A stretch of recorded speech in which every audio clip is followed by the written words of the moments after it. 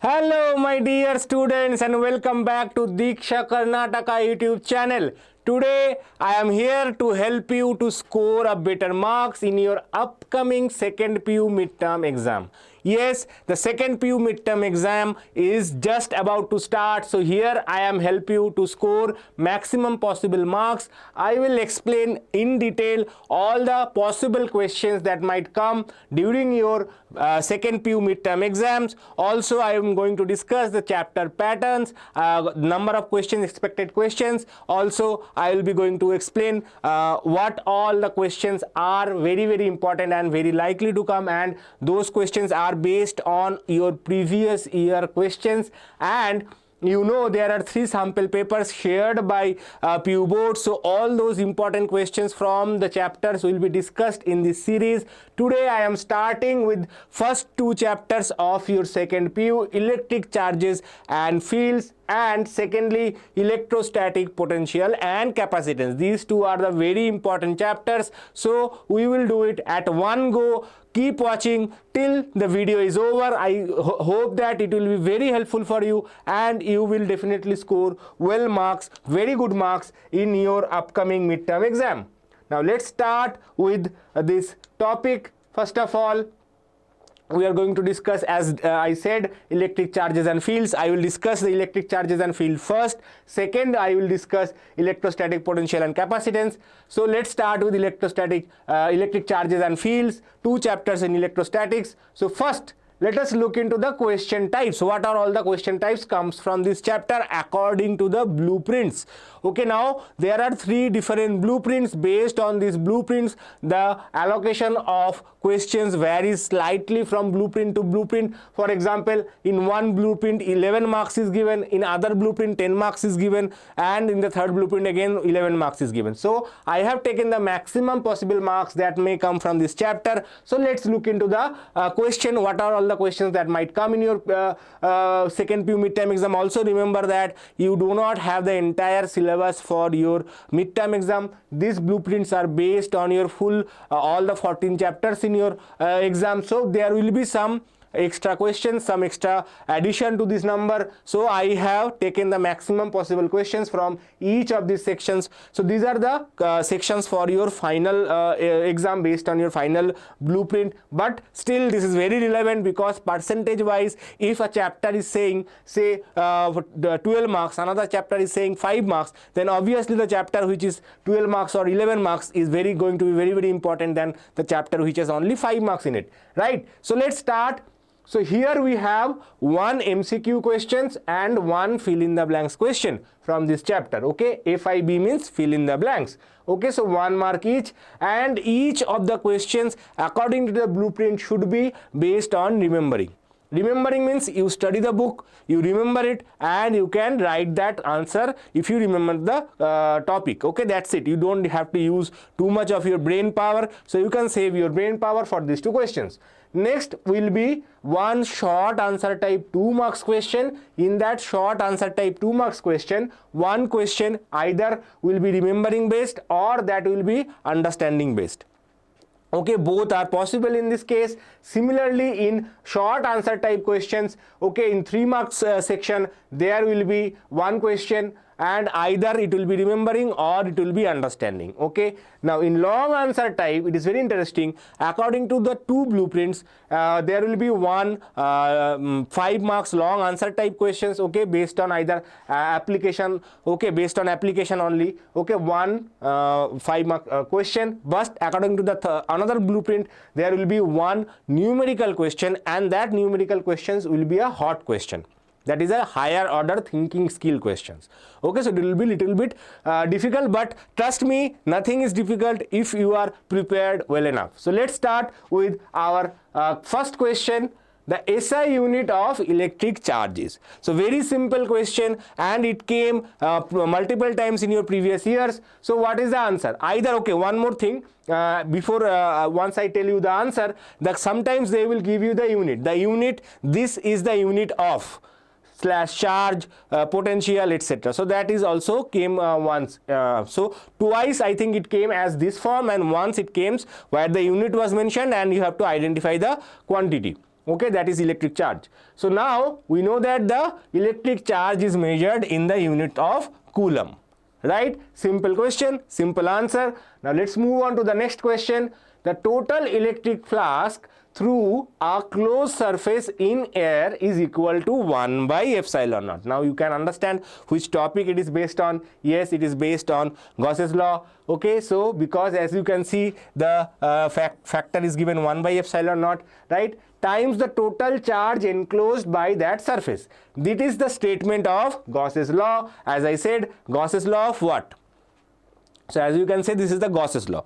Now what is about? It is about charge enclosed. So charge enclosed means it is the Gauss's law of electrostatics. Okay, so Gauss's law of electrostatics, simple question. Okay, simple answer. Don't waste too much time in these questions. You can answer them as a go. If you have studied the chapter, you know that 1 by epsilon naught times the charge comes only for Gauss's law. This is also the statement of Gauss's law. This statement is also important for your future questions. We will see that. Now let's move into the question number 3. The SI unit of surface charge density. Now it is little bit trickier question. So first of all, so you can see that one question is coming almost alternate years about units. Okay, so you have to pay some attention about units. Okay, I have covered few questions. There are few questions which are not covered based on units. While studying, you have to remember the units of different quantities. What is the unit of electric field? What is the unit of charge density? There are different charge densities: volume charge density, line charge density, and surface charge density.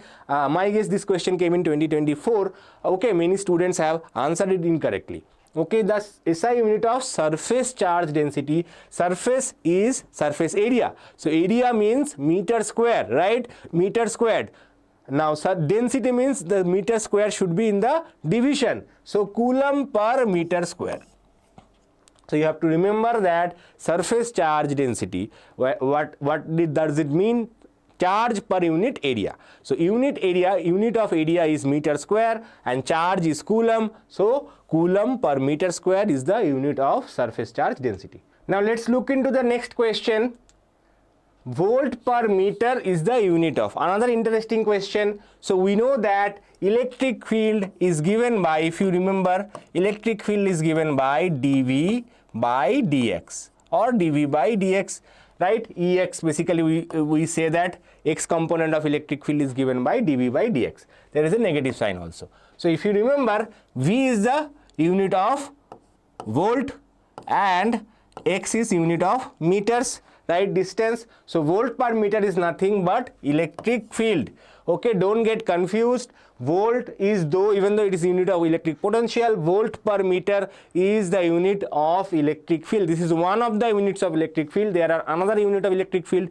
We will see that in our next question. But you should remember that volt per meter is electric field. Now let's look into the last MCQ.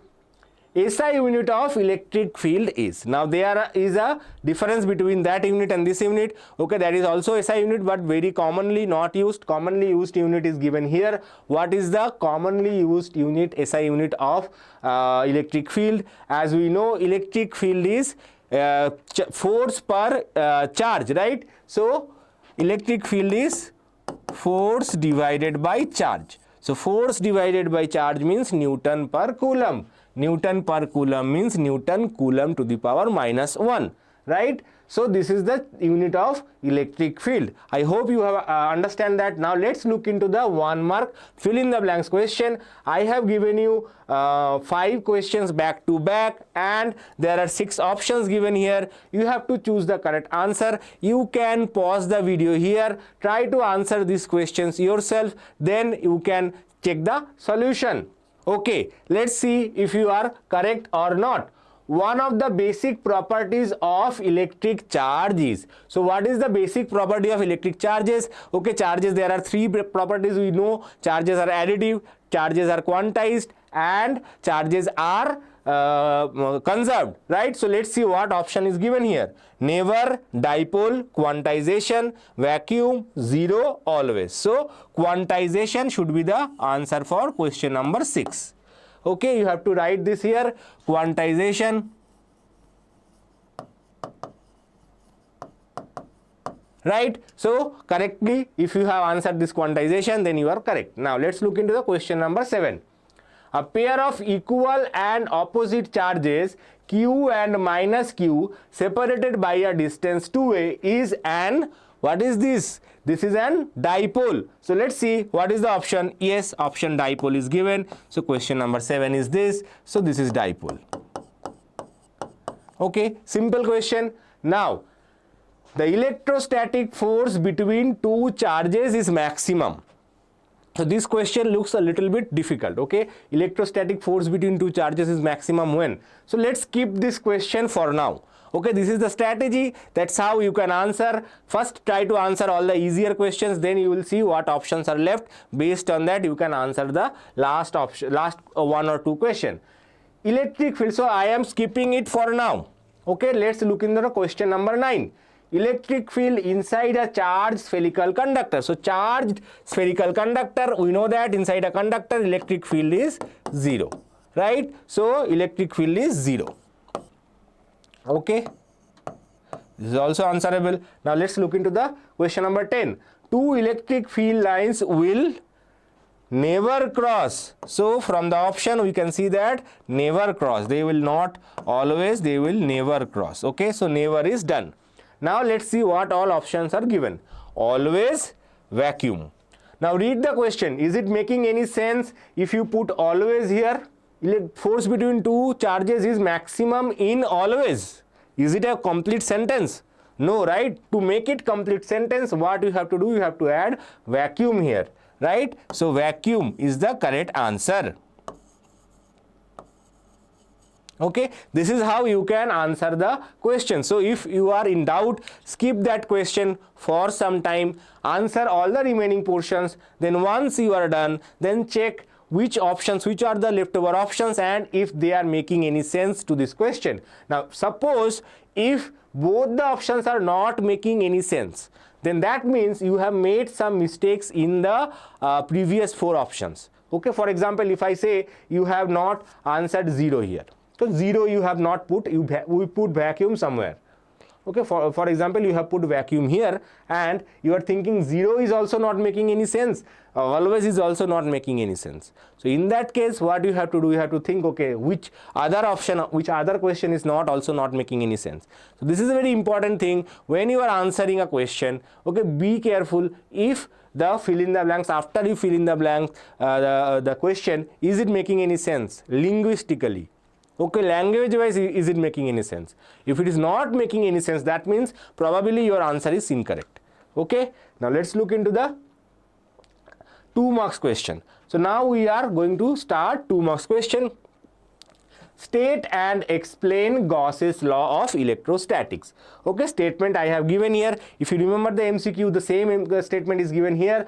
Gauss's law states that the total electric flux passing through a closed surface is equal to 1 by epsilon naught times the net charge enclosed by the closed surface. Okay, so how can we explain that? To explain that, first of all, you have to draw a sphere, then you have to show some charge q, you have to mention this is the Gaussian surface.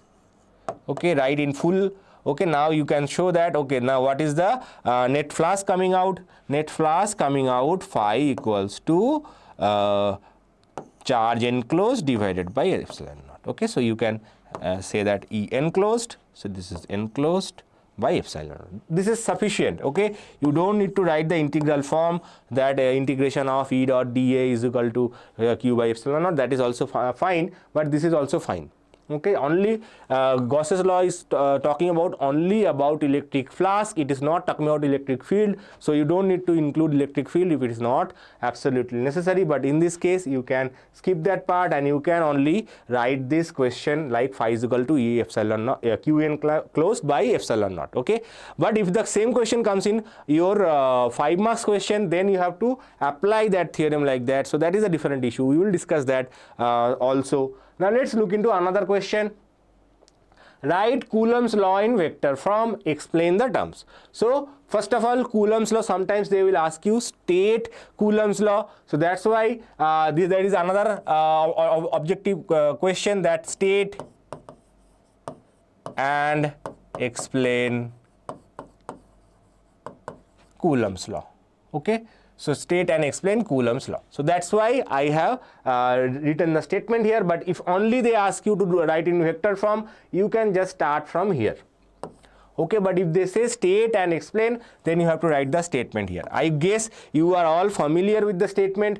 Coulomb's law states that the electrostatic force between 2 point charges is directly proportional to the product of the magnitude. You have to be careful about this term, okay? Product of the charges is not. Product of the magnitude of the charges and inversely proportional to the square of the distance between them.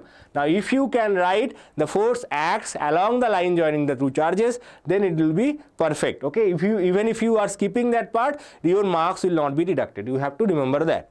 Okay, now Coulomb's law in vector form is given by F vector equals to 1 by 4 pi epsilon naught Q1 Q2 by R square R cap. Okay, Q1 Q2 point charges, permittivity of free space, distance between R is the distance between Q1 and Q2, R cap is the unit vector. Now in this case, some examiners prefer the diagram. What is the diagram? You have to draw the diagram. The two charges are here, Q1, Q2. Okay, they are separated by some distance, say R. Okay, this is the origin.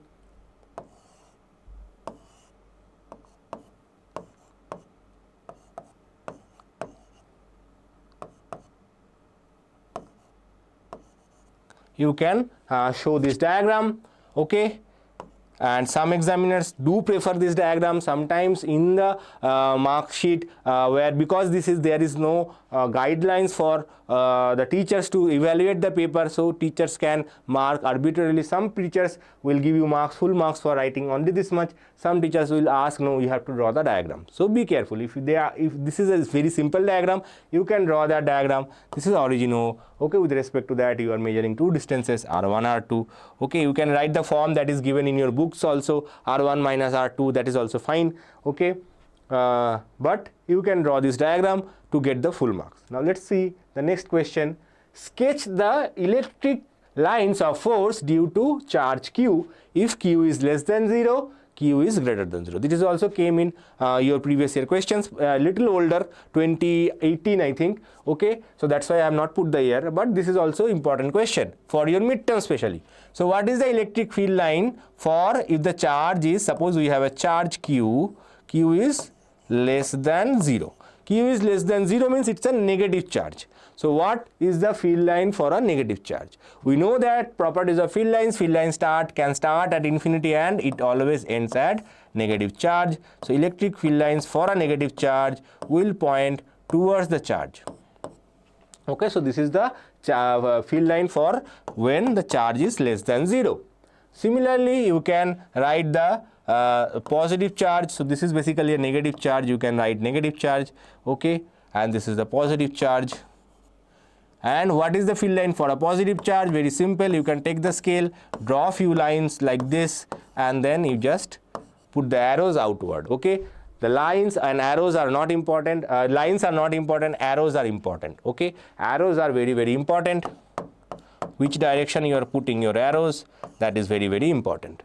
Okay, if the arrows are towards the charge, that means it's a negative charge. If the arrows are outward, that means it's a positive charge.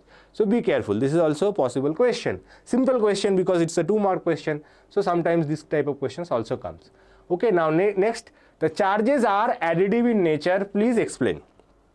This also came in your previous year questions. Also this question is there in your one of the sample papers. So let's see. If a system contains 2-point charges Q1 and Q2, the total charge of the system is obtained by simply adding algebraically, that is Q1 plus Q2. Okay, that is the meaning of additivity of charges. Okay, now you can end your answer here if you are only, but you have to give this example. If you are not giving the example, then teacher might deduct 1 mark. Okay, so basically explanation is, this is the theoretical explanation, this is the practical explanation. This part is optional. Okay, that is charges add up like a real numbers or they are scalars like mass of a body. Okay, so this part is optional, but if you are writing the whole part, then your teachers will realize, okay, this is you are a very good student. So maybe where there is little doubt that, okay, 0.5 marks should I deduct or I should give, you will see, okay, this is a good student, so I will give him the benefit of doubt and I will give him the 5 marks, full marks. Okay, so this is how you can impress a teacher through your answer sheet. Okay, this is a very important rule, that if your answer is perfect, teachers, whenever they are in doubt, they will give you benefit of doubt. Okay, because your previous answers were almost perfect. Okay, so let's see. The total charge of a system containing 5 charges plus 1, plus 2, minus 3 and plus 4 and minus 5 in some arbitrary unit. Okay, unit is maybe coulomb, maybe nanocoulomb, maybe microcoulomb, that is unit is not given, but some arbitrary units. Then the total charge is plus 1 plus 2 plus minus 3 plus 4 plus minus 5, that is equals to minus 1 in the same unit. So only thing that you have to do, you have to add them including the sign of the charges. That is why this example is important. You can take any such example. Okay, you can take only 2 charge example, you can take any 3 charge example. You don't need to write this example only. Okay, you can take any such example, but you have to remember that you have to give one example with real numbers. Okay, so that the whatever doubts that the teacher may have, it is clear. Okay, this student has understood the concept, so I will give him 2 marks. Okay, now let's see a 3-mark question. Okay, derive the expression for torque on an electric dipole placed in an uniform electric field. Very, very important question. I will give you the basic idea. So there is an electric field. Okay, how can you score 3 marks from this? So this is the diagram that you have to draw. This question mandatorily you have to draw the diagram. Okay, no other option, you have to draw the diagram. This is the direction of electric field.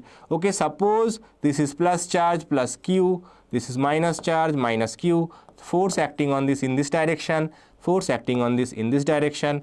Okay, and the distance between them is 2a. Then this distance will be, this angle is theta. Okay, so this is 2a, so this angle is theta, so this is 2a cos theta, this will be 2a sin theta. Okay, so this is the distance. Now what is the expression for torque? So from here you can write that, you don't need to write too much, you can explain the diagram, that is fine, but the diagram like this has to be drawn. This is compulsory. Okay, so F plus Q equals to Q times E. Okay, and F minus Q is minus QE. So equal and opposite forces, therefore what is the magnitude of torque? Magnitude of torque is when 2 equal and opposite forces acting on an object, then the torque is given by magnitude of any one of the force times the distance between the forces. What is the distance here? The distance between the forces is this, 2a sin theta.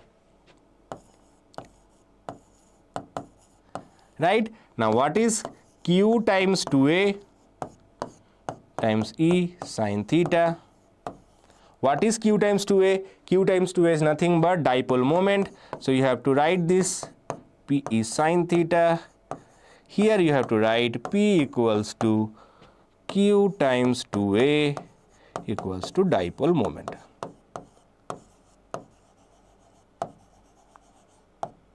Right? Now this is the scalar form, but torque is a vector quantity. So vectorially you have to write next, vectorially,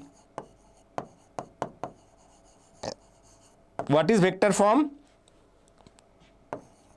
Tau equals to, tau vector equals to, now if you see there is a sin theta term.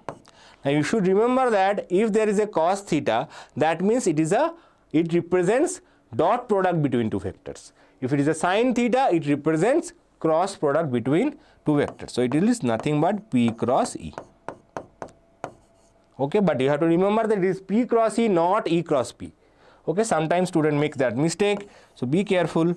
This is the final answer. If you answer this question along with the diagram, you will get full marks. 1 mark is for diagram, 2 marks is for the derivation, but this question requires diagram. So if teacher thinks that the student has not drawn the diagram, he just memorized it and written it in the exam, so he might give you 0 marks. He is entitled to give you 0 marks.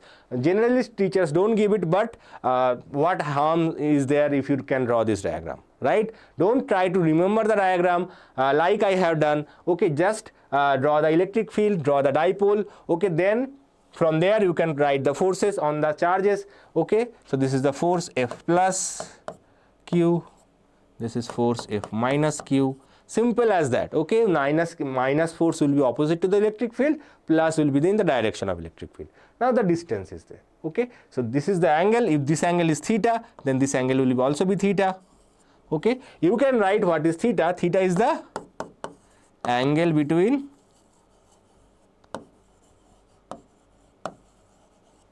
P and E.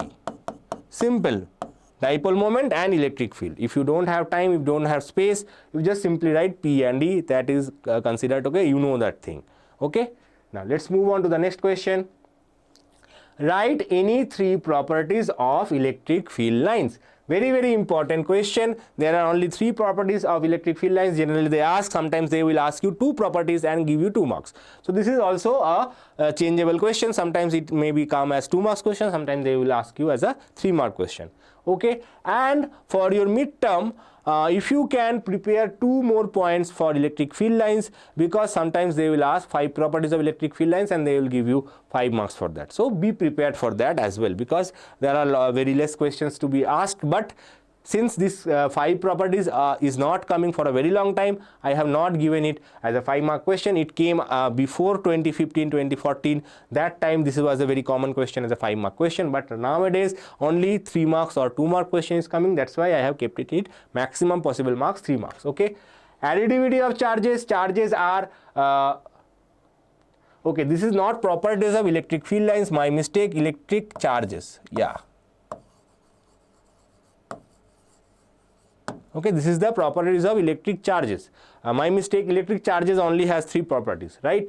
So additivity of charges. Charges are additive in nature. Quantization of charges. All charges are integral multiple of smallest charge E. Okay, conservation of charges. Total charge in an isolated system is conserved.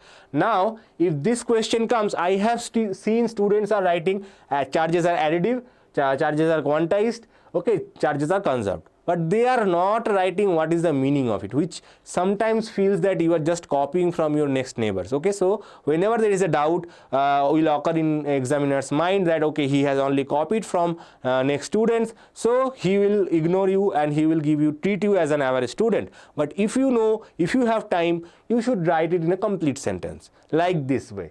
Okay, additivity of charges is the first property. Now charges are additive in nature. You can add them like a scalar. If you want to add one more line, you can add them like that line as well. Quantization of charges.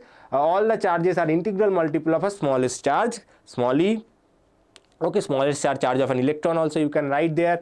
Okay, there are a lot of possibilities are there, but this is the minimum answer to satisfy a teacher. He will know that you have written this answer by yourself. Okay, total charge in an isolated system is conserved. Okay, so this is also important question. This question, highly probably this question will come either 2 marks or 3 marks. Okay, so this is a very important question. This is a very important question. Okay, charge properties of charges. Now what is the electric dipole? Define electric dipole moment, give its direction. Okay, so dipole is 2 equal and opposite charges separated by a small distance is known as electric dipole. Here you have to draw the diagram. Plus Q minus Q separated by a small distance 2a. Okay, this is the dipole. Okay, 2 equal and opposite charges separated by a small distance. Now dipole moment. Electric dipole moment is the product of the magnitude of one of the charges and the distance between them.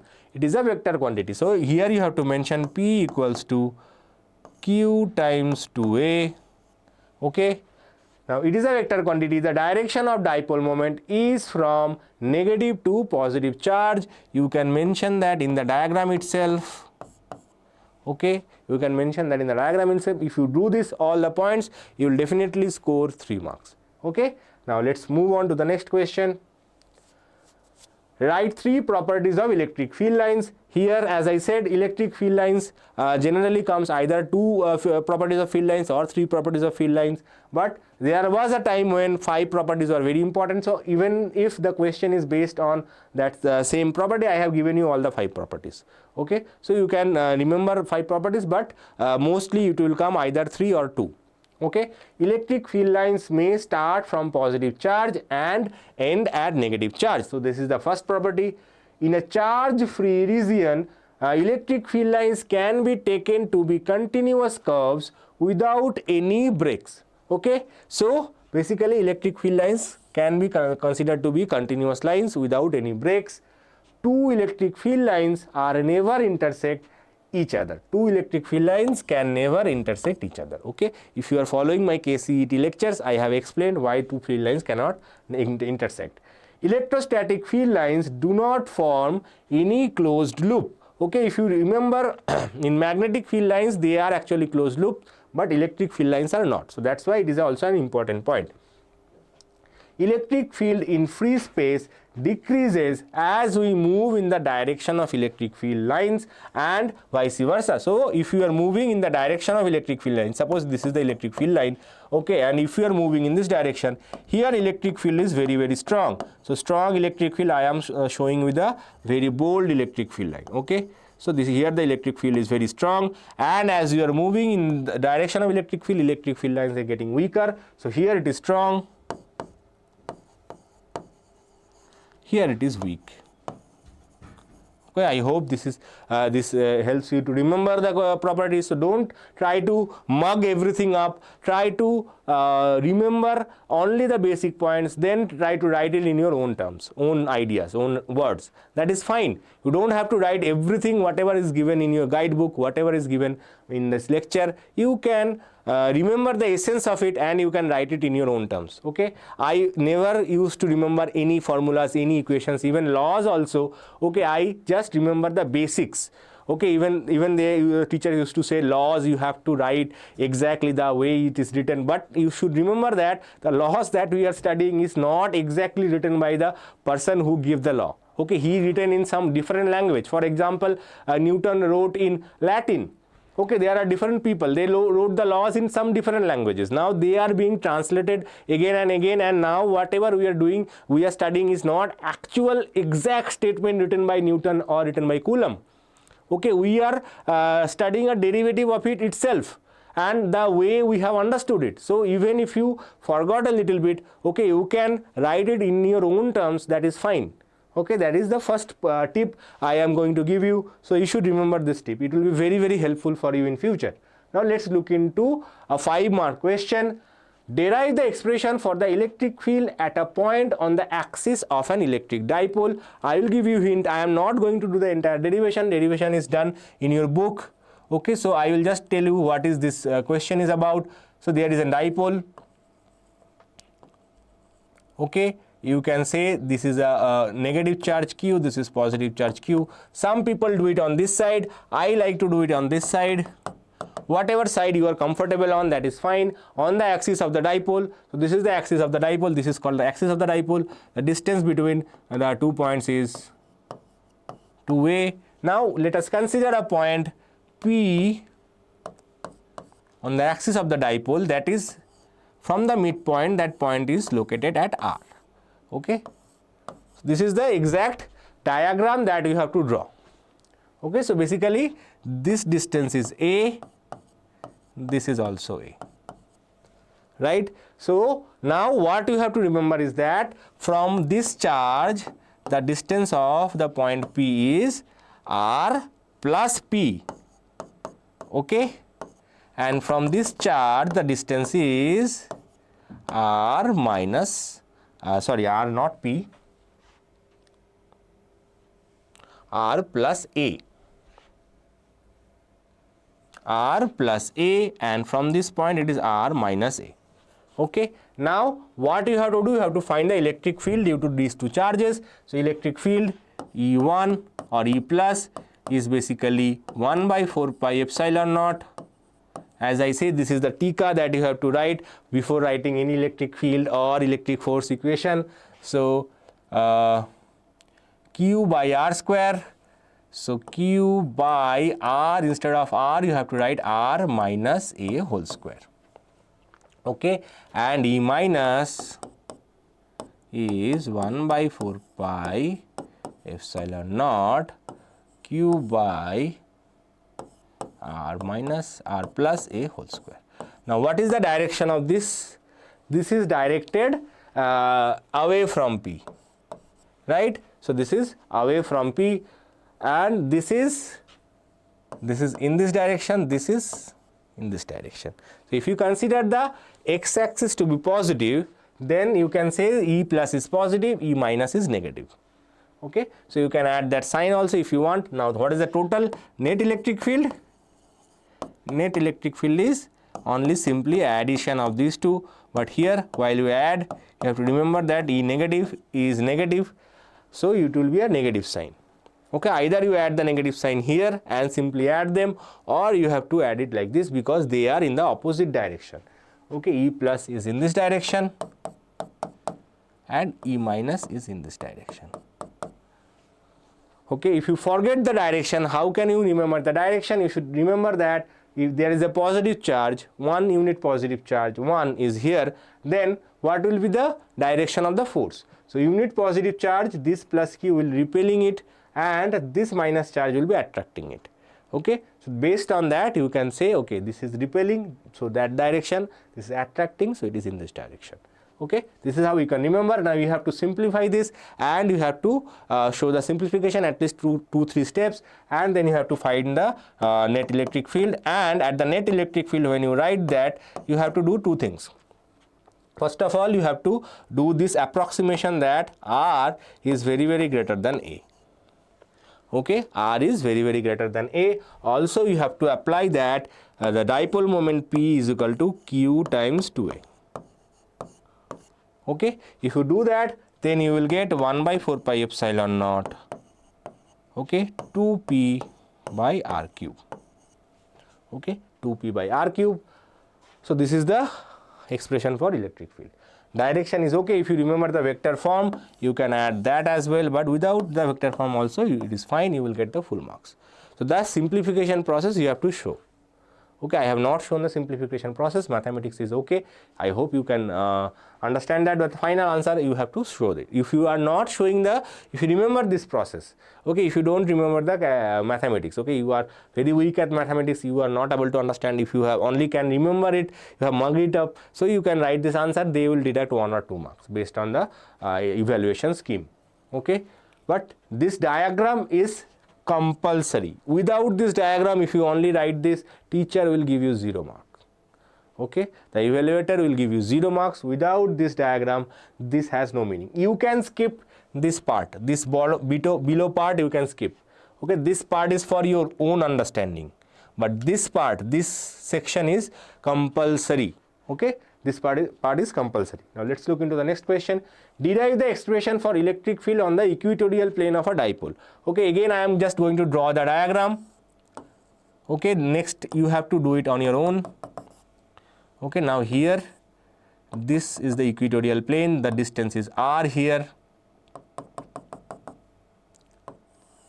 Okay, so this is minus q, say this is plus q. Same diagram. I try to draw it in the same way so that I don't get confused. In your books, in one case they have drawn the dipole like this, another way they have reversed the dipole, so I don't like that. I like to draw them always in the same way. Okay, now electric positive will be in this case will be away, and negative it will be towards, so the net electric field will be in this direction. Okay, so this is the net electric field. Also you need to remember that a dipole moment is from negative to positive. So if you see In this case, the dipole moments are opposite to each other, so they are making an angle 180 degrees. Sometimes they ask you what is the angle, and in this case, if you see the dipole moment, the net dipole moment is in this direction, so it is negative to positive. This is also in this direction, so dipole moment and electric field are in the same direction. So if you are writing this in vector form, you can simply add the vector form here. Okay, sign will be positive. Okay, but if you are doing it for the next step, okay, then the electric field, you can do the electric field. Okay, I will help you. This is A, this is A. Suppose this angle is theta. Okay, now what is this? So this is a right angle triangle. Okay, so this is R.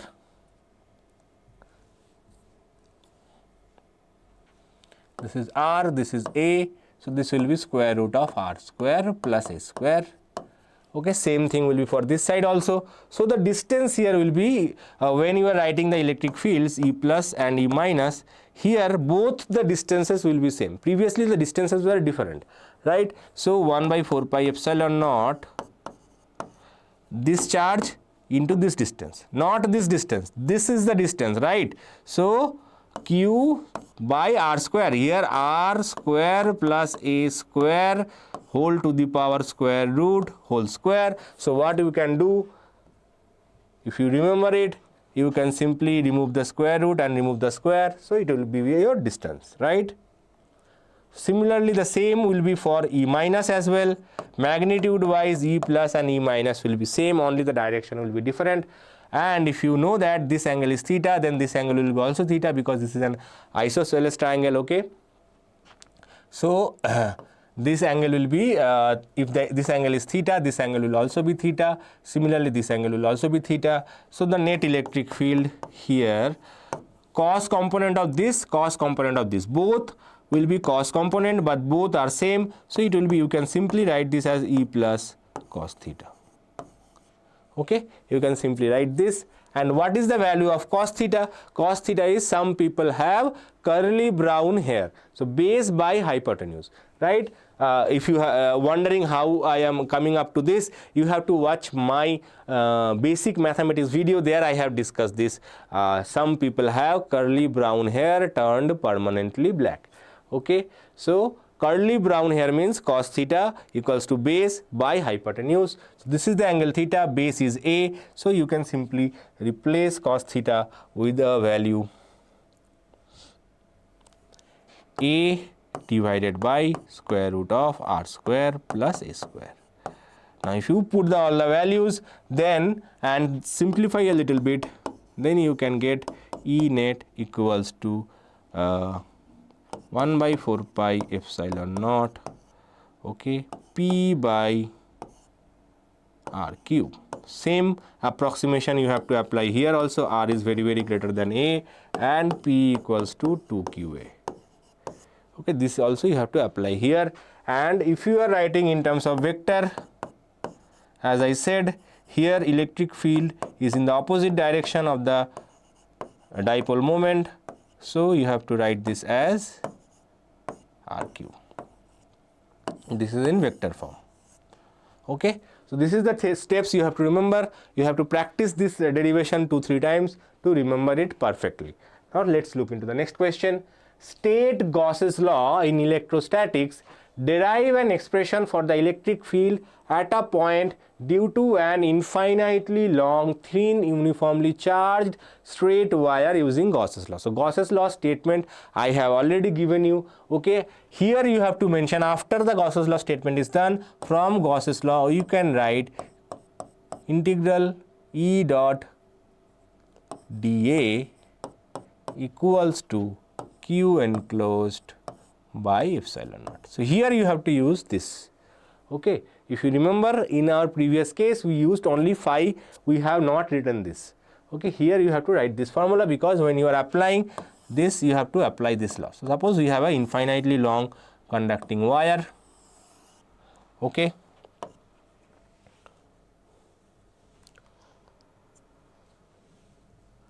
now what? So how can we find the electric field at some point, say P? We want to find the electric field at some point P. To do that, we have to construct a Gaussian surface of a cylindrical Gaussian surface. Okay, this is going slightly out of the screen. I'm sorry for that. Okay, so this is the Gaussian surface and this is the distance r. What all we have to assume that? We have to assume that the line charge density of this wire, line charge density, that is the line per unit line, okay, the line charge density is lambda. Okay, these are the things that you have to assume. So let lambda is the line charge density. You have to declare the variables. Okay, whatever you are doing, you have to declare the variables. If you are not declaring the variables, they will reduce marks. Okay, now let us consider this Gaussian surface. The length of this cylinder is L. If length of the cylinder is L, then what is the total charge enclosed by this? So charge for unit length is L. Charge for L length is Q enclosed will be nothing but charge per unit length times the length, right? Length of the cylinder. So this is the total charge enclosed. Now let us apply Gauss's law.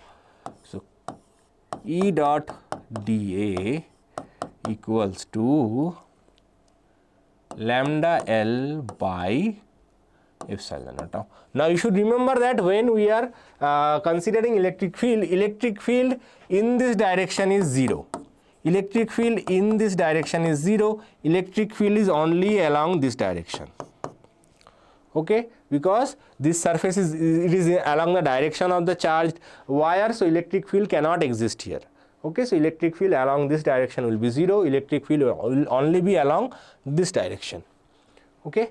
So also this, because there is a symmetry, if you look from any point on this cylinder, it will look almost same, right? So for example, if you rotate a very even cylinder, okay, it will appear same from all the sides. That is called symmetry. Okay, so because of the symmetry, it will appear same from all the sides.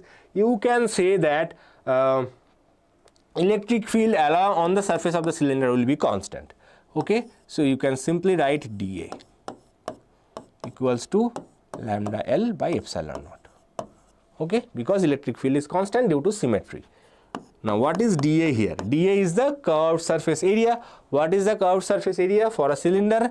2 pi RL, right? If you remember, 2 pi RL is equal to lambda L by epsilon naught. Okay, so this L will cancel. So electric field is nothing but lambda by 2 pi epsilon naught R. Okay, if you want to write this in our standard form, you can little bit tweak it, 4 pi epsilon naught 2 lambda by R, but that is also fine. If you answer up to this point only, you will get full marks. This is only for fancy reasons. Okay, so be careful when you are answering this question. This is very tricky question, but nothing that is out of your syllabus, out of your book, so you can answer that. Now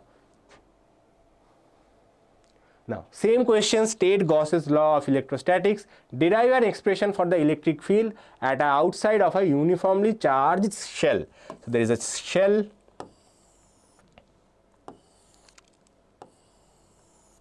Shell has some charge here, and this is actually easier than the previous one. Okay. In this case, what you can do, you can assume the total charge inside the shell itself to be, say, capital Q. Total charge in the shell is capital Q. Then only thing that you have to write after the statement of Gauss's law, obviously statement has to be written. You have to write E dot dA is equal to Q by epsilon naught. Here Q is the enclosed charge, and here the Gaussian surface will be a sphere. You have to draw this. Okay, you have to draw this Gaussian surface. Without Gaussian surface, you will not score marks. Okay, Gaussian surface, let's say the distance is small r. Okay, even though you can show this distance r, but that is immaterial. Only thing that you have to remember is that when you are applying this law for r greater than r, this is for points outside the shell. Inside the shell, electric field will be 0. Okay, if it is a conducting shell, electric field will be 0. Okay, and if it is non-conducting shell, there will be some electric field in between this space, but inside the this space electric field will be 0. Okay, so basically inside part is not there in your syllabus, so don't worry. Okay, except conductor. In case of conductor it is there, but in case of a conductor, electric field is 0. Now again, here we have a spherical symmetry. So basically it's like a globe. Okay, globe, but there is nothing painted on it. So even if you rotate it, it will appear same from all the points, right? So because of that, for spherical symmetry, electric field will be constant. So E dot dA will just become close integral dA is equal to Q by epsilon naught. Now what is dA? For a sphere, dA is the total surface area. Total surface area is 4 pi r square equals to Q by epsilon naught, or you can write electric field to be Q by 4 pi epsilon naught r square, or 1 by 4 pi epsilon naught Q by r square. So if you remember, this was actually the electric field due to a point charge. So as if entire charge is located at the center, then you can calculate the electric field. Same thing for any point outside the shell. Okay, so this is the expression for electric field. This is simpler than the previous one. There is no such tricks. Only thing that you have to remember is the surface area of a sphere. Okay, now let's look into the numerical problems. There are few very typical numerical problems coming from this chapter. We will try to answer those typical numerical questions. So first numerical question is 2 point charges of +4 nanocoulomb and +8 nanocoulomb are placed at the points A and B respectively, separated by a distance of 0.2 meter in air. Find the magnitude of the resultant electric field at midpoint O of the line joining A and B. What will be the magnitude of the resultant electric field O if +4 nanocoulomb is replaced by another +8 nanocoulomb charge? So what is the question? First of all, to answer such questions, always try to draw the diagram. If you are able to draw the diagram, your 50% work is done. Next step is only to apply the formulas, apply the equation, and then solve it. Okay, so first of all we have two charges. One is +8 nanocoulomb, another is +4 nanocoulomb. Both of them are plus, so no need to worry too much about it. Another one is +4 nanocoulomb, and they are placed at a distance 0.2 meter in air. So this is A, this is B, even though that not require too much to solve this question, and the distance between them is 0.2 meters. Okay, so distance between them is 2 meters, and they have asked you to find the electric field at the midpoint. Midpoint O, what will be the electric field? So this is the midpoint O. We have to find the electric field here. Now how we can do that? So first of all, what is this distance? This distance will be 0.1, total distance is 0.2, so this will be 0.1. Similarly, what is this distance? This will be also 0.1. So what we have to do in this case? First of all, we have to find the electric field due to +8 at this point. Second, we have to find the electric field due to second point at this point. Then we have to add them. Okay, so electric field we have to add them, but if you remember that electric field due to this is along this direction. Let me use another color so that you can understand that. So electric field due to +8 in this direction. Okay, and electric field due to this will be again opposite, so it will be on this direction. Okay, after you calculate the electric field individually, next you have to subtract one from another. Which one you will subtract? For that you have to use your common knowledge that this is bigger charge than this, so electric field due to this charge will be bigger. So electric field from this you have to subtract the smaller one. From bigger one you have to subtract the smaller one, and the direction will be away. This is the basic fundamental thing. Okay, only thing that you have to do is to find the electric field, and then you have to subtract from bigger to smaller. If you simply add them, then you will make mistake. It will be considered as an incorrect answer. Okay, so first find the electric field due to the +8. What is the formula?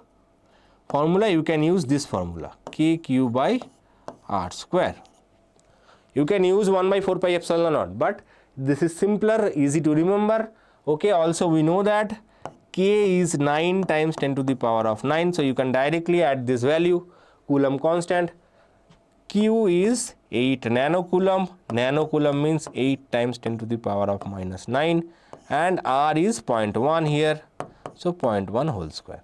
You can write here k is 9 times 10 to the power of 9 SI units. If you don't remember the units, this is the trick I am teaching you. Okay, even if you don't remember the units, you can write this. Okay, now 10 to the power of 9 minus 9 cancels. Okay, 9 8s are 56. Sorry, 9 8s are 72. Right, so divided by 0.1 whole square. 0.1 means 10 to the power of minus 1. 0.1 means, and then its whole square is basically 10 to the power of minus 2, but that is in the division. So that is in the division. So once it goes up, what will happen? It will become normal multiplier. Okay, that is 70 to 100. 10 square is 100, so it will become 70 to 100 Newton per Coulomb. Okay, now what will be the electric field? If you have solved this part correctly, you don't need to think too much about the electric field due to plus 4. What that will be? You can again write here same formula, and directly you don't need to use too much mathematics. Why? Because r is same, k is same, only q2 is changing. How much it is changing? It was plus 8, it is plus 4. So 4 is half of 8. So you can simply write here 70 to 100 by 2. Okay, because electric field should be half, charge is halved, electric field will be halved, every other thing is same. Okay, direction will be different, but magnitude wise it will be simply half. You can use all the values and you can try it and you can tell me, but this is also fine. Okay, so the total electric field bigger minus smaller because they are in the opposite direction. So it will be 3600 Newton per Coulomb. Oh, this is the answer. Okay, let's see the answer. Yes, 3600 Newton per Coulomb. Now the next question is, what will be the electric field if plus 4 is replaced by plus 8? If plus 4 is replaced by plus 8, then both the plus 8 will have same electric field at the center. You have to write that. Okay, both plus 8 charges will have the same electric field at the center and they will cancel each other, resulting the net electric field will be 0. Okay, so net electric field is 0 here, and for first part it is 3600 Newton per Coulomb. Okay, both questions you have to answer. Remember that the last part also contains 1 mark. So if you have only answered this part, okay, I think I have got the answer, and you have forgot to answer the second part, they will deduct 1 mark, and then you will cry and say, sir, why you have deducted 1 mark? You will go to your teacher and you will cry, sir, you have deducted 1 mark. They say, no, you have not answered the question. Right? Now, another question.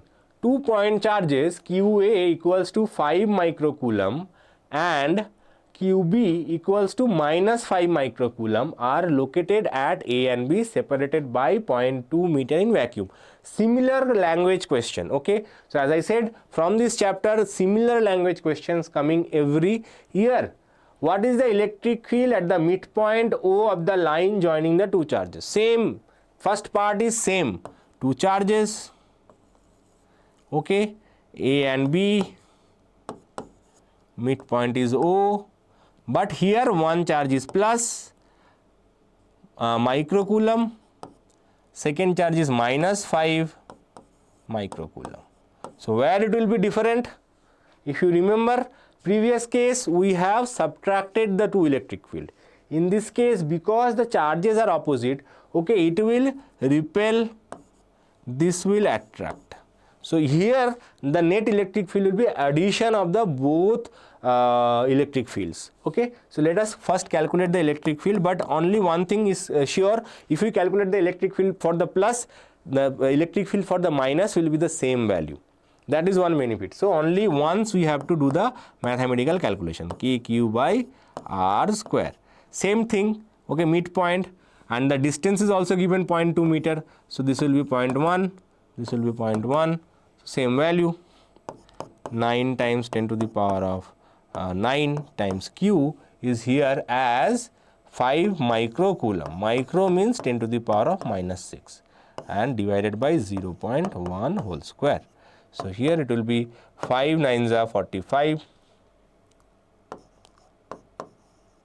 okay, times 10 to the power of 3 divided by, if you remember in our previous problem, I said that 0.1 whole square is 10 to the power of minus 2. So it will become 45 times 10 to the power of 5 Newton per coulomb. This is due to plus charge. Similarly, for negative charge, it will be again 45 times 10 to the power of 5, 45 times 10 to the power of 5 Newton per coulomb. So total electric field will be E plus E minus in this case, because they are all, both are in the same direction. So 45 plus 45 times 10 to the power of 5, that is 90 times 10 to the power of 5 Newton per coulomb. This is the first part. What is the second part? If a negative test charge, so second part is something new, and if a negative test charge of magnitude 2 nanocoulomb is placed at O, what is the force experienced by the test charge? So now we are placing a test charge of 2 nanocoulomb at the center, and then what is the force acting on this? So force on a charge, this is part A, this is part A, this is part B. Force on a charge is given by Q times electric field at that point. Here the electric field is nothing but the total electric field, 2 nanocoulomb, nanocoulomb means 10 to the power of minus 9, and total electric field is 9 times 10 to the power of 5.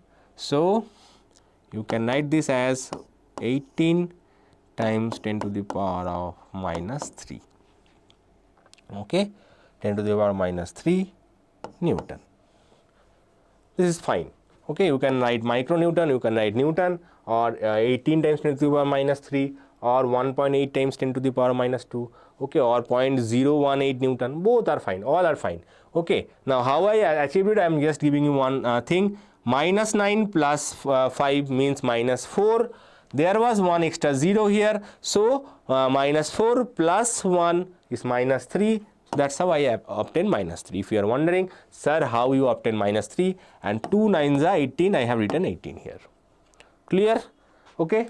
So let's see the answer. So answer is 9 times 10 to the power of 6. Okay. So here only they have done 9 times 10 to the power of 6.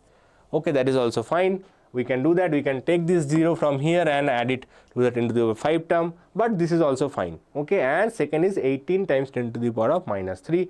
But remember that final answer should contain the units, otherwise they will deduct 1 mark. Okay. Now, 3 charges each equal to plus 4 nanocoulomb are placed at the 3 corners of a square of side 2 centimeter. Find the electric field at the 4th corner.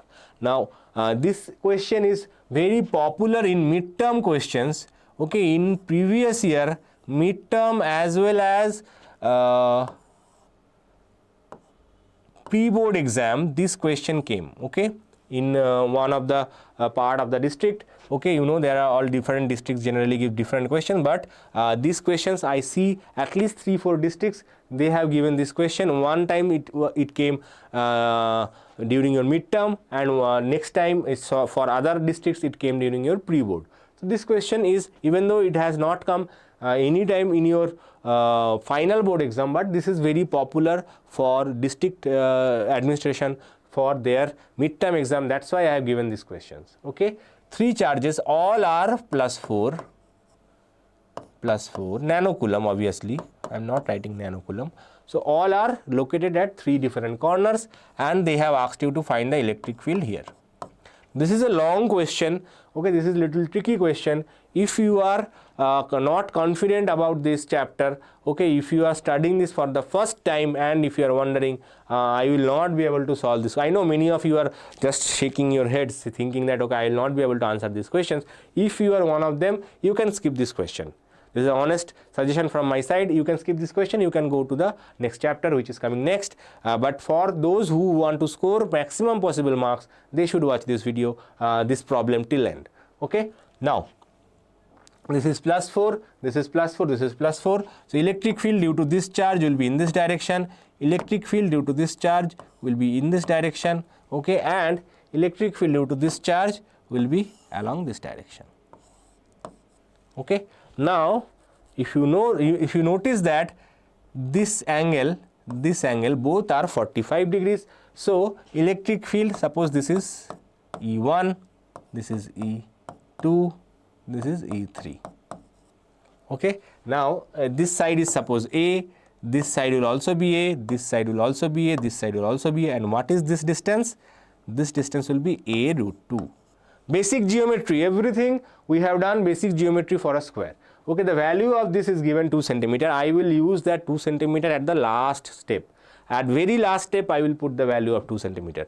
Till that point I am going to use A.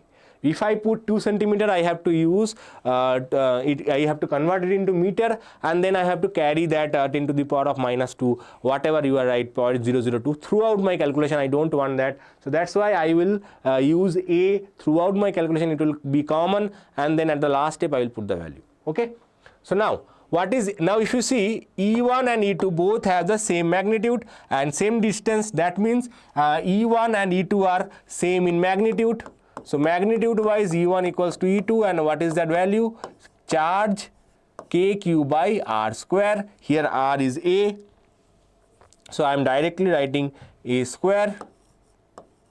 Okay, so KQ by A square is my both of the electric fields. Now what is E3?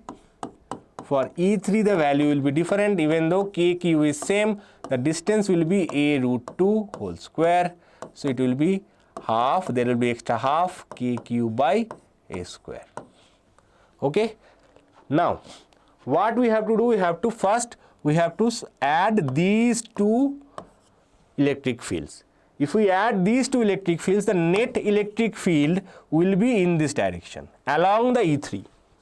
Okay, because you can take 2 components, one component in this direction, another component in the perpendicular direction. Perpendicular components will be cancelled to each other. Okay, so you can take one component in this direction, another component in this direction, another component in this direction. They will cancel each other. Okay, only thing that will left is this component. Okay, other components will be cancelling. So what is now, if there are 2, suppose there is a triangle. There is a triangle. Okay, this side is, suppose this side is X, this side is X, this side is also X. Then what is this diagonal? Root 2x, root over of x square plus x square, Pythagoras theorem, so root 2x, right? Similarly, when you are adding 2 vectors, like this perpendicular to each other. Okay, the resultant of these 2 perpendicular vectors will also be this. So if one vector have magnitude x, another vector of magnitude x, then their resultant will be root 2x. Here, as we have seen that E1 and E2 have the same magnitude. Okay, and suppose that magnitude is given by E. Okay, then their resultant will be, resultant of E12 will be E root 2. Simple. Okay, you can remember that, or you can apply cos 45, add that. Cos 45 is 1 by root 2, then you have to add them, then 2 by root 2, so you will get 2 root 2. Okay, whatever way you want, you can directly write that. This is fine. Okay, now kq by a square times root 2. This is the value of E12. Now what is the total electric field? Total electric field. Now we have achieved all the electric field in the same direction. So what was our problem in this case? Our problem in this case was all three electric fields were in different directions. So we cannot simply add three electric fields which are in different directions. As long as they are in the same line, if they are not on the same line, I cannot add them. In previous two cases, they were in the different directions, but they were in the same line. So one was plus, another one was minus. So that's how we can add them. But in this case, all three electric fields are in three different directions, so I could not add them simply, right? So we have to first take the component and use this formula, so that now all the electric field lines or electric fields are along this direction. Okay, so all the field are along this direction. So what is the total electric field? E12 plus E3. Okay, so what is E12? KQ by a square root 2 plus half KQ by a square.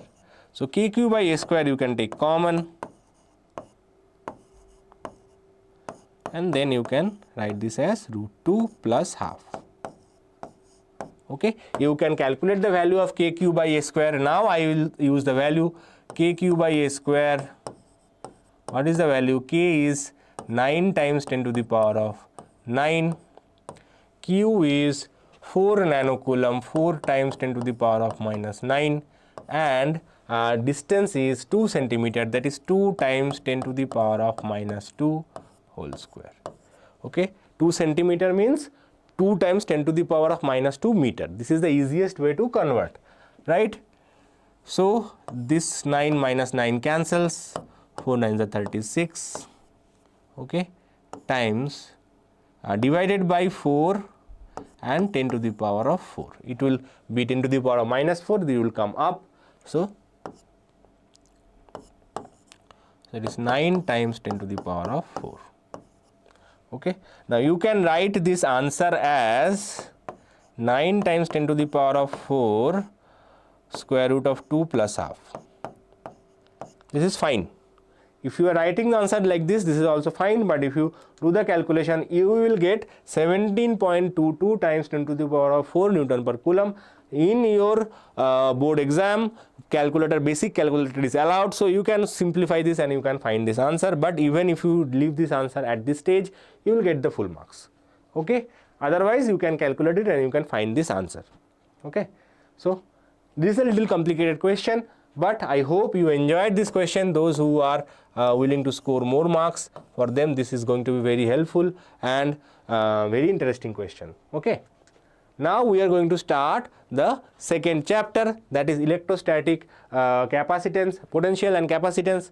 Okay, so let's look into the chapter wise weightage.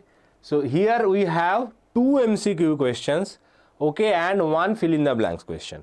Okay, and in the previous part, 1 MCQ, 1 fill in the blanks was compulsory. Every blueprint had that, but in this case, what blueprint is saying? 2 blueprint is saying 2 MCQ will come. 1 blueprint is saying 1 MCQ and 1 fill in the blanks.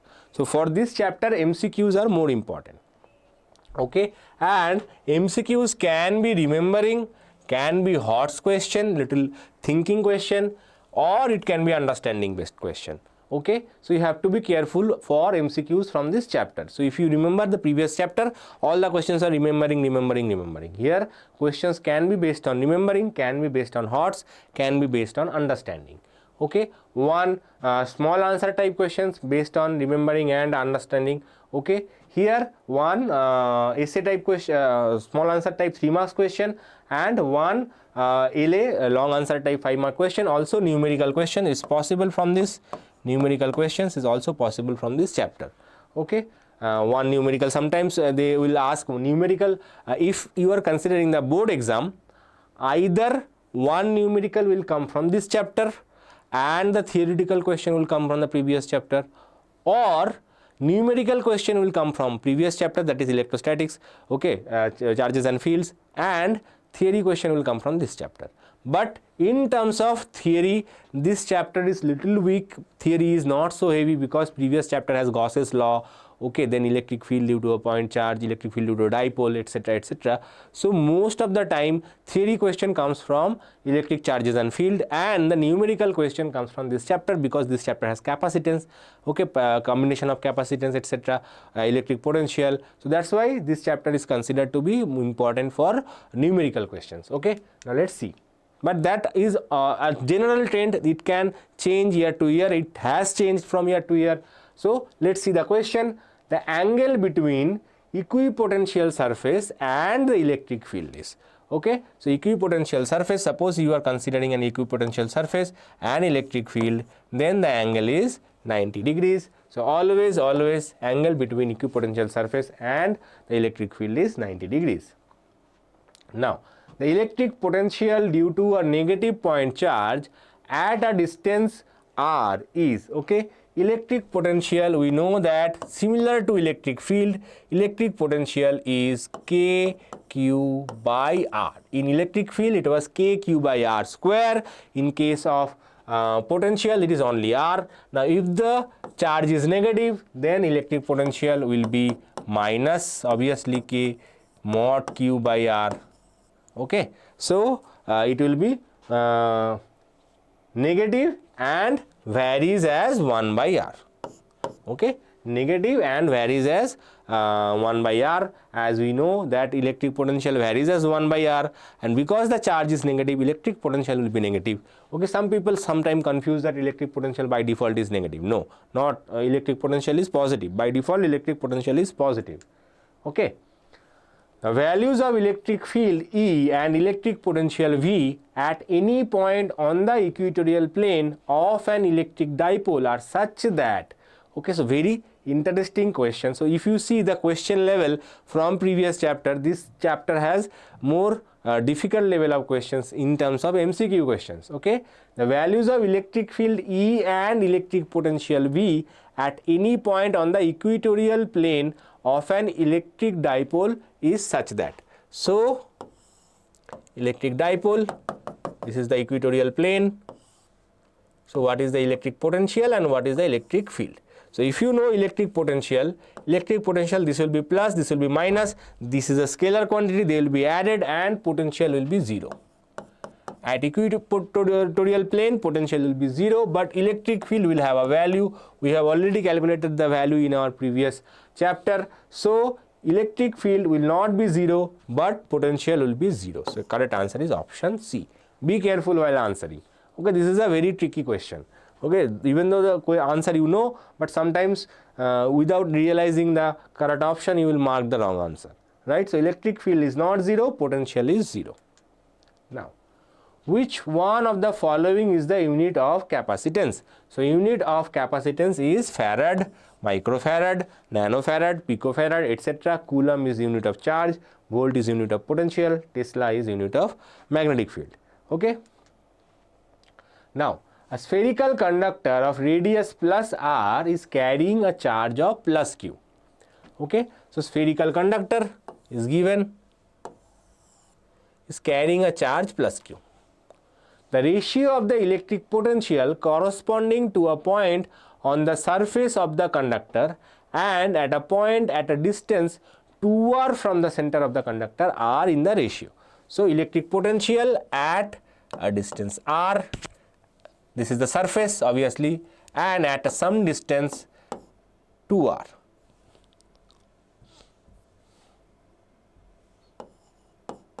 What will be the ratio of the electric potential? Now we know that electric potential is kq by r, okay, for even for a charge sphere, charge conducting sphere on the surface, it is constant. Inside the surface it is constant, and that constant value is kq by r. Outside at any point obviously it will be v, this is 1, say v2 will be kq by 2r.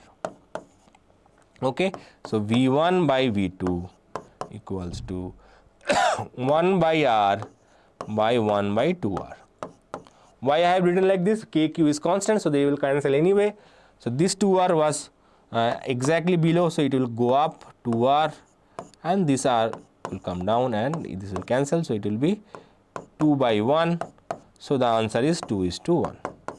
Okay, so 2:1 is the correct answer. Be careful while answering such questions. This is simple question, okay, requires simple knowledge, but little bit of hot question because you have to apply some knowledge. So this is a hot question. Okay, now again we are going to ask you 5 fill in the blanks, okay, and everything is given as a set, so that this is actually give you the thrill of exam. You can pause the video here, okay, and read the questions, try to answer it first, and then I will answer the question. So pause the video now. So now let's see, I hope that you have completed the questions. What is the first question? A molecule possessing permanent dipole moment is called a dash molecule. Let's see the options. Non-conducting, maybe. Nanofarad, definitely not. Distance, not. Polar molecule looks like to be correct option. Let's see the other two options. Increases, decreases, definitely not makes any sense. So basically we know that polar is when it has a permanent dipole moment, and non-polar if it does not have any dipole moment. Okay, so polar molecules generally have dipole moment, permanent dipole moment. Okay, the potential due to a dipole depends on what are the options? Non-conducting, no. Nanofarad, no. Distance, yes. So the potential due to a dipole depends on distance. Obviously depends on distance. Any doubt about that? As the distance between the plates of a capacitor is increased, the capacitance. Now we can see all the options. Okay, increases and decreases comes to picture. Okay, so what happens to the capacitance if you increase the distance between the capacitor? Okay, if you increase the distance between the capacitance decreases, right? So capacitance decreases.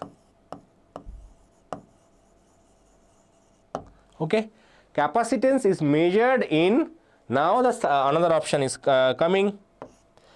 Capacitance is measured in nanofarad.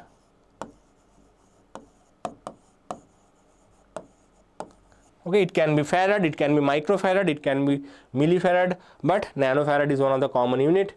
Dielectrics are dash substances. Okay, dielectrics. Now in this case dielectrics are polar substances is also making sense, but not all dielectrics are polar. Okay, there are polar dielectrics as well as non-polar dielectrics. But if you see all the options, polar is already used in the previous questions. So what all the other is left? One left is increases. Obviously dielectrics are increases substances. Obviously not. It does not make any sense. So non-conducting substances. So that makes a sense. So we have to write non-conducting. Right?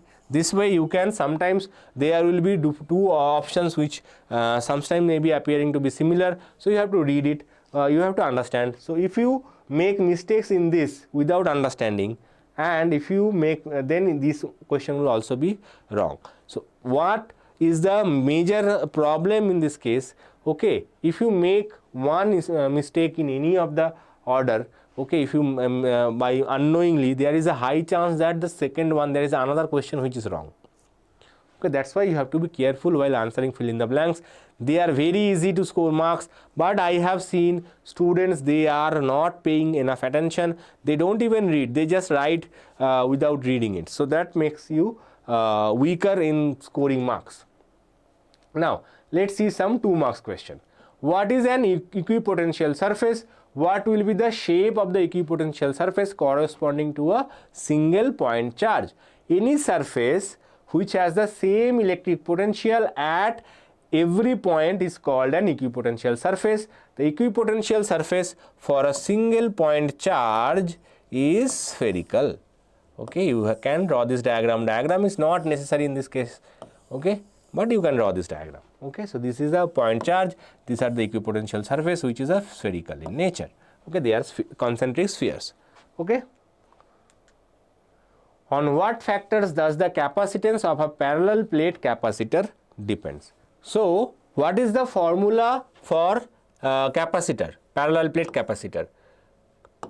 Capacitance is given by K epsilon naught A by D.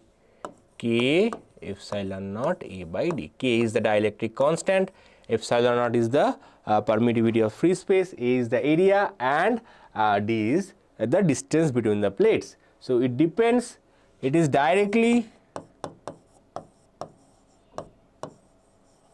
proportional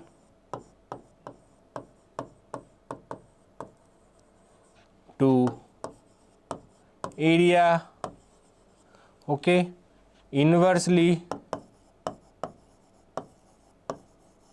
proportional to distance between the plates. Okay.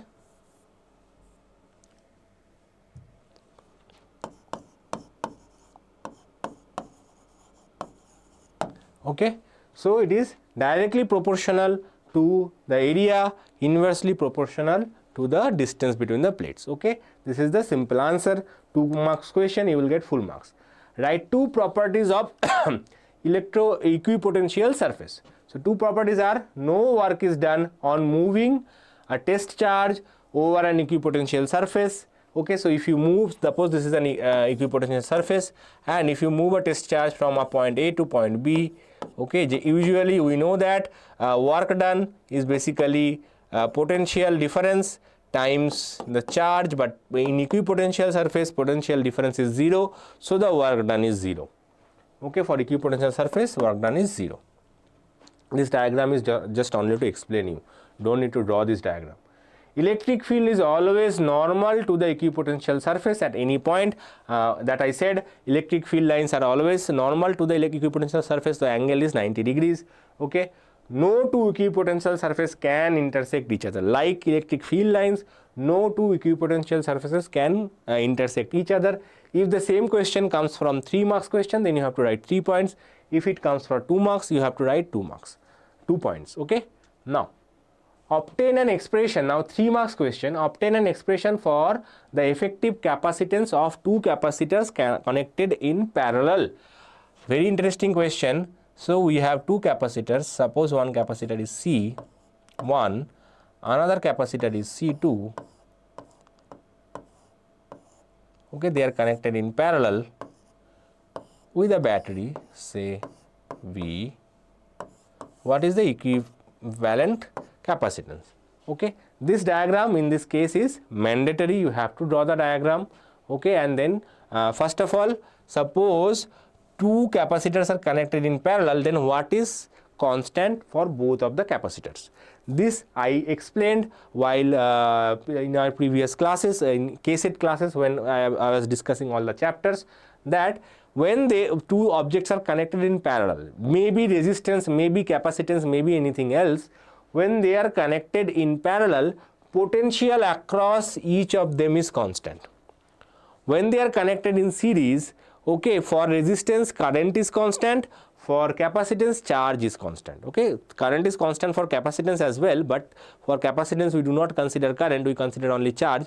So charge is constant for capacitance. Okay, same amount of charge is flowing through all the capacitors, right? So here the potential is same. So this is, both of them will have the same potential V.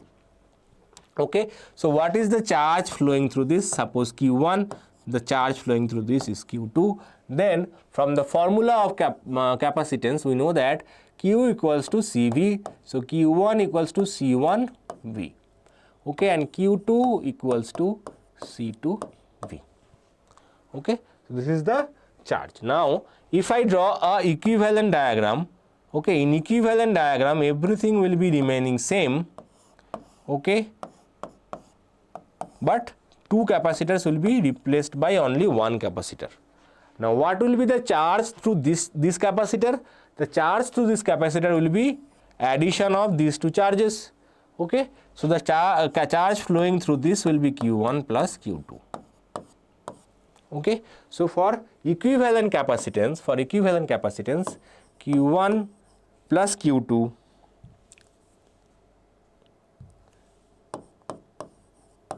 equals to C equivalent times V, right? Q is equal to CV. In this case, Q itself is Q1 plus Q2 because charge Q1 is flowing here, Q2 is flowing here. That means Q1 plus Q2 should flow here. Charges are conservative in nature. So that's why from this logic I can conclude that through equivalent the charge flowing is Q1 plus Q2. Okay. Now what is Q1? Q1 is C1V. So let's put this value C1V. What is Q2? Q2 is C2V equals to C equivalent V, or from here you can find C equivalent is equal to C1 plus C2. Easy derivation, 3 marks full. Diagram is compulsory. Without diagrams they will deduct marks. Okay. Now what is a capacitor? Mention any two factors on which the capacitance of a parallel plate capacitor depends. Okay. So capacitor, this part I have already answered. This part I have already answered in my 2 marks question. What is the capacitor? Capacitor is a device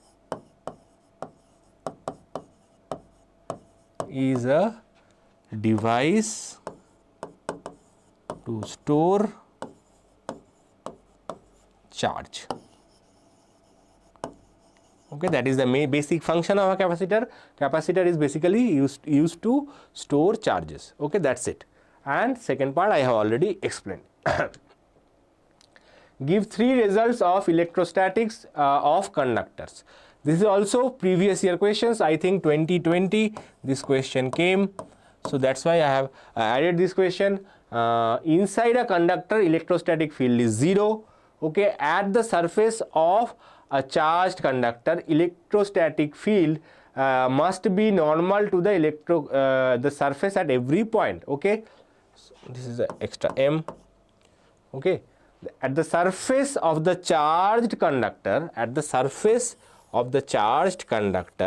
okay, the electrostatic field, that is electric field, will be normal to the surface at that point.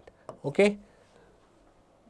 Interior of a conductor can have no excess charge in the static situation. So interior means if you give some charges inside the conductor, okay, they will no longer stay here, they will come out of the conductor and they will distribute on the outer surface. Okay, they will distribute on the outer surface equally all parts, all area, but total charge should be equal to that of Q1 plus Q2 plus Q3. But inside the conductor total charge should be 0. Okay, no excess charge is possible. Now derive the relation between electric field and electric potential due to a point charge. So derive the relationship between electric potential and electric field due to a point charge. Now here this diagram has one mistake here. This sign is not plus,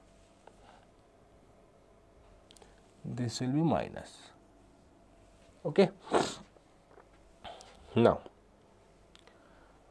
so as you can see here we have a point charge and electric potential at some point is V. Okay, and if you are moving in the direction of electric field, another point at B, the equipotential surface is V minus VB. Now if you take a small charge, say dq, if you take a small charge dq from point A to point B, okay, then what is the work done? So what is the work done? Work done, so, and the distance between them is dl. Distance between A and B is dl. Then what is the work done? Work done we can find in 2 ways. First of all, our mechanical way. What is the force acting on this charge? Okay, so this is the potential is decreasing, right? So potential, this is high potential, this is low potential. Okay, so what is the work done by the force? What is the force acting on a charge? If you put a charge dq, what is the force?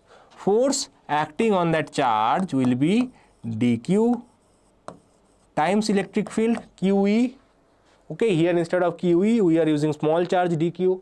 So this is the dq times E. This is the force. And work done is force times displacement. So displacement here is given by delta L. Or let me write, remove the confusion, let me write it at dl. Okay. So the electric work done is dl. This is normal work done, mechanical work done. Now there is a definition from electrostatic field point of view as well. The work done is given by difference in potential times the charge. Okay. So what is the difference in potential? Difference in potential is final potential V minus delta dV. Again I am using one more thing. I will use d here, dV, okay, so that you don't get confused. V minus final potential minus initial potential, okay, this is the potential difference times the charge. This is the another work done. Okay, this is the potential definition of work done, this is the mechanical definition of work done, but work done it cannot be different from two different calculations. Work done is a quantity which has to be constant from whatever formula you use. Okay, so from these two equations you just need to compare it, and if you see this V will cancel, so it will be minus dV, this dq, they are opposite side of the equation, so they will cancel. So minus dV is equal to E times dl, or E equals to minus dV by dl. Okay, so this is the relationship between electric field and electric potential. Okay, that's why the other SI unit of electric field is volt per meter. Okay, so this is the relationship. There is a negative sign, you have to be careful. Electric field generally increases in the direction where electric potential decreases. That is the meaning of this negative sign. If you can write that, that is also fine, but this is the basic part you have to write. This is mechanical work done, potential work done. Okay, both way you have to write this definition and then you have to compare this. Okay, now let's move on to the next question. Now it is a 5-mark question. Define electrostatic potential due to a point charge and arrive at an expression for electric potential at a point due to a point source charge. So we have, first of all, you have to define the electrostatic potential due to a point charge. So what is the definition? So the definition states that the work required to bring a point charge from infinity to any point in the electric field is the potential of the charge. Okay, potential at that point. Okay, so work done required to bring a unit positive test charge. So you have to remember this unit positive test charge. To bring the work done required to bring a unit positive test charge from infinity to any point on the electric field is called the potential of that point. Okay, now we will apply that here. We have a single point charge, say Q. We want to find the electric potential at some point P. Okay, for that what we have to do, what we know that electric field at this point, okay, and the distance is say R. Okay, distance is R. We know that electric field at this point, formula for electric field is known. Formula for electric field is known, KQ by R square. Even though I will not exactly use this formula, but this formula is known. Now what we have to do, we have to take a charge, unit positive charge somewhere at infinity, and then I have to bring it towards this point. That is our job. It is unit positive test charge which is resting at infinity. Now I said, okay, your rest is enough, come towards the point P and you have to find the work done, how much work we have to do. Now infinity is something where our common mathematics ends. Okay, you cannot apply anything after infinity. So what we have to do, we have to consider a point between infinity and between P. This is intermediate point. Okay, intermediate. So let's see, this point is another point where the distance, suppose this point is capital X, okay, and the distance between this and this is x. You have to draw this diagram properly, okay. This will save a lot of time for you. Now this is the intermediate point. Let us consider an intermediate point at a distance x from the charge q. Then the electric field at x is given by, as I said, I will not going to use r, I am going to use x, is x square, okay. Now what is the force on the unit positive charge? What is the force on the unit positive charge when kept at x? The force on the unit positive charge is, unit means 1 times electric field QE, right? So KQ by x square. This is the force acting on this charge. Now if you take this charge by a very small amount, okay, by a very small amount, say dx, okay, then what is the work done?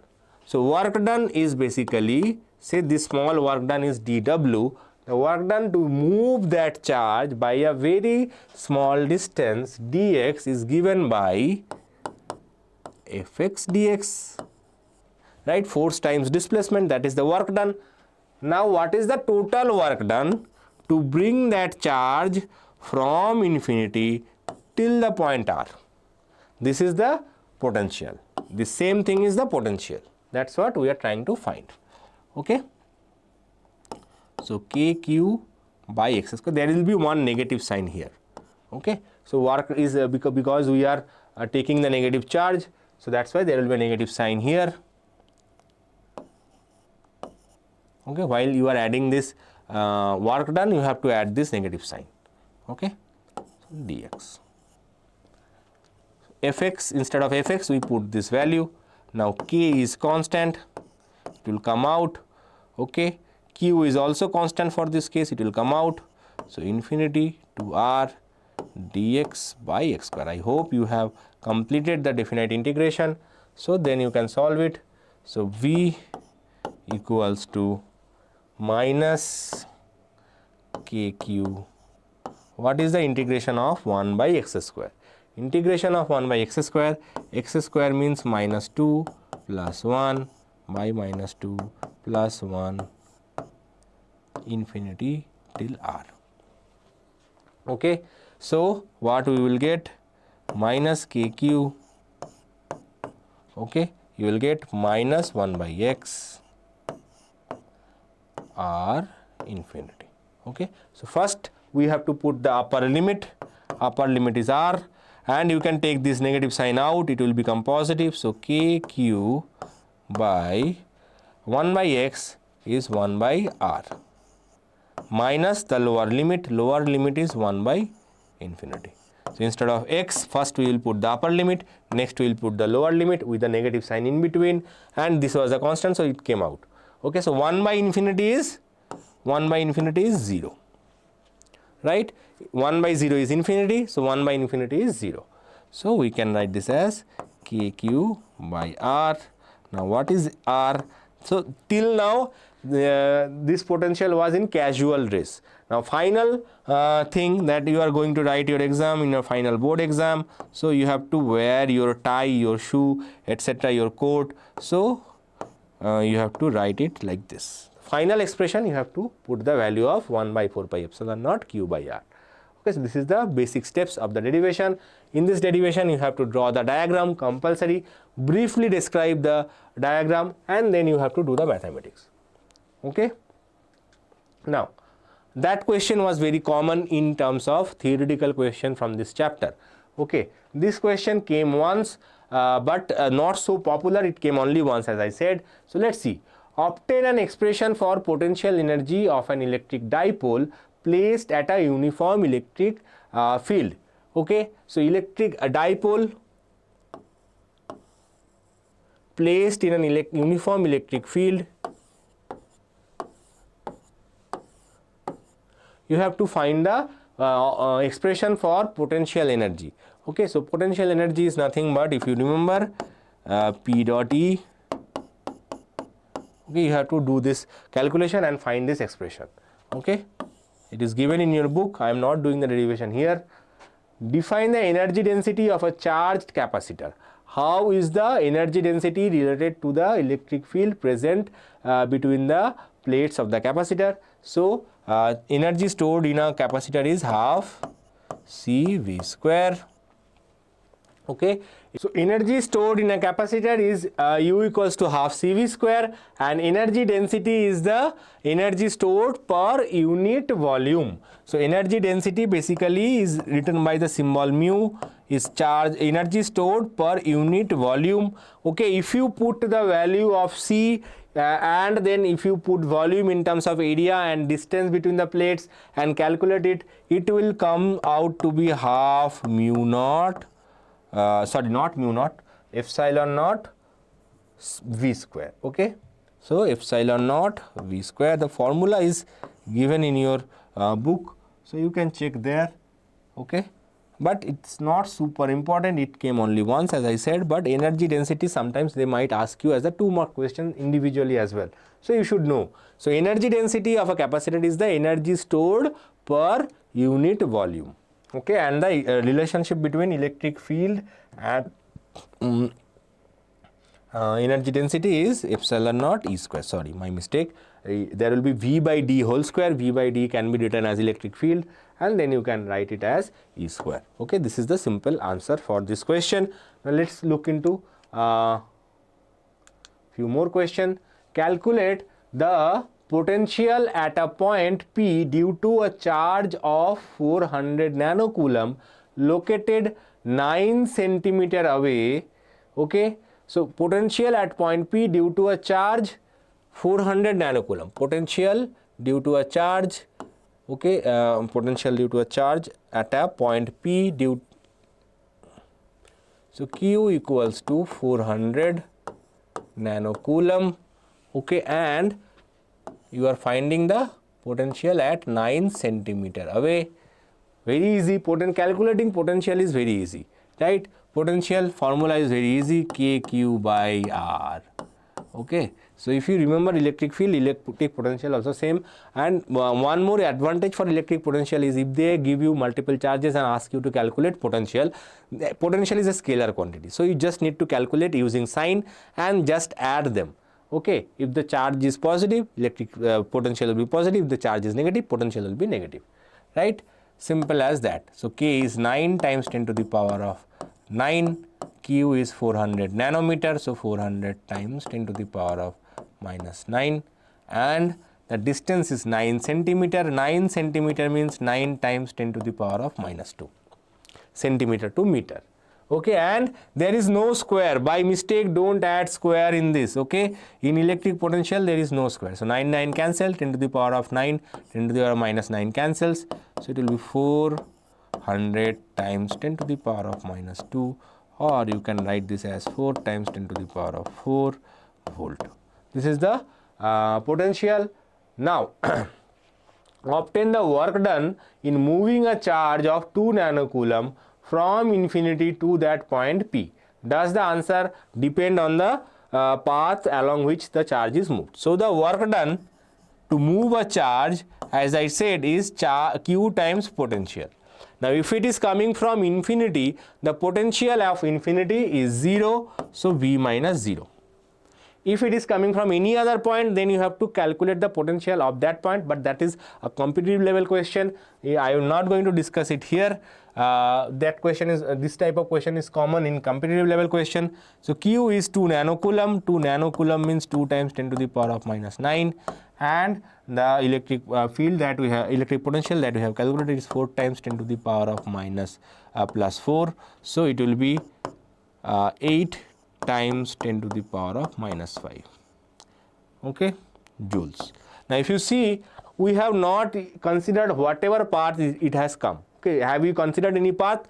We have not considered any path, because this only depends on the starting point and ending point. It does not depend on the path. It is a path independent function, right? So work done in this case is path independent. That's why it is independent of the path. It does not depend on the path. Okay, so if you see the option answer is 4 times 10 to the power of 4 volts. Okay, 8 times 10 to the power of minus 5 joules, and no, it does not depend on path. So no is also important. You have to write the no, it does not depend on the path. If you are skipping that point, they will deduct you 1 marks. Okay, be careful. Now, 3 capacitors of capacitance 2 microfarad, 3 microfarad, 6 microfarad are connected in series. So what are all the capacitors? Let me draw it here. So there are 3 capacitors, 2 microfarad, 3 microfarad, okay, and then 6 microfarad. They are connected in series. Okay. Now they have asked you first part, determine the effective capacitance of the combination. So first step is to calculate the effective combination of the capacitance. What is the formula for capacitance in parallel? C equivalent, sorry, not capacitance in parallel, capacitance in series. Resistors in parallel. Okay, capacitors in series is equal to resistance in parallel, right? So 1 by C1 plus 1 by C2 plus 1 by C3. This is the formula, right? So now add what is C1? C1 is 2, 3, 6. Okay, microfarad we will add later. Okay, everything is in microfarad, so no need to worry about that. 2 plus 3 plus 6. Okay, so LCM is 6, 3 2s are 6, 3 2s are 6, 6 1s are 6. Okay, so it will be 3 plus 2 5, 5 plus 1 is 6, so 6 divided by 6, so this is 1. Okay, so 1 by CEQ is 1, so CEQ will be 1 by 1, that is also 1. So this is the microfarad. So answer for first part is 1 microfarad. Now next part we have to calculate the what is the next part? Find the potential difference across 6 microfarad capacitance. Okay, if the capacitor is combination is connected to a 60 volt supply. Okay, so they have said that you have now if you add this combination to a capacitor of 60 volt, then what will be the potential across this 6 volt? Okay, there is a shortcut method, there is a long method. Okay, I am not going to go into the detailed long method because the lecture is already very long, almost 2 hours is completed, but I will give you the shortcut method that since the capacitors are connected in series, the potential drop across any one of the capacitor is, the potential drop across V6 will be 1 by 6, that is 1 by the capacitance times the voltage applied. Okay, this will be 60 in this case. Okay, because the equivalent capacitor is 1, so you don't need to worry about it. So it will be 10 volt, so 10 volt is the answer in this case. Okay, 1 microfarad, 10 volt. Okay, now next question, 2 charges plus 3 times 10 to the power of minus 8 coulomb and minus 2 times 10 to the power of minus 8 coulomb are located 15 centimeter apart. At what distance from the positive charge on the line joining the 2 charges is the electric potential 0? Take the potential at infinity to be 0. Potential at infinity is always 0. So they have given you 2 charges. This is the last question. Please hold on for a moment. This is going to be the last question. So 3 times 10 to the power of minus 8 is here, and minus 2. I am not writing the minus 8. Okay, I am just writing t. That will be understandable. Okay, so 3 is here, minus 2 is there, and they are located at a distance 15 centimeter from each other. 15. The difference between them is 15 centimeter. Okay, now what they have said is that at what distance from the positive charge the line joining the 2 charges is the electric potential is 0. Okay, so suppose at some point P the electric potential is 0. Now this is the positive charge, so this distance suppose x. Distance from the positive charge is x. Now what is the distance from the negative charge then? Distance from the negative charge is 15 minus x, right? If both of them are, if the charges are opposite in nature, then there will be a point in between the charges where the potential is 0. If both of them are positive, then you may not find a point where electric potential is 0, but electric field will be 0 some point, but electric potential will be 0 if one charge is positive, another charge is negative.